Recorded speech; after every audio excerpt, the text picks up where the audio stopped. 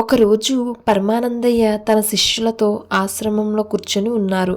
అప్పుడే ఒక గ్రామస్తుడు వచ్చి అడిగాడు, స్వామి, మనిషికి జీవితంలో అత్యంత విలువైనది ఏది అని. శిష్యులంతా ఆలోచనలో పడ్డారు. ఒకరు అన్నారు డబ్బు, ఇంకొకళ్ళు ఆరోగ్యం, మరొకరు జ్ఞానం. అందరూ పరమానందయ్య వైపు చూశారు.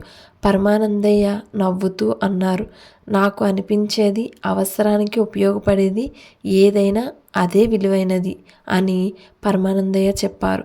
గ్రామస్తులు కాస్త ఆశ్చర్యపోయారు. అది ఎలా స్వామి అని అడిగారు. పరమానందయ్య వెంటనే అన్నారు, ఆకలిగా ఉన్నప్పుడు బంగారం కాదు అన్నమే విలువ, దాహంగా ఉన్నప్పుడు జ్ఞానం కాదు నీరే విలువ.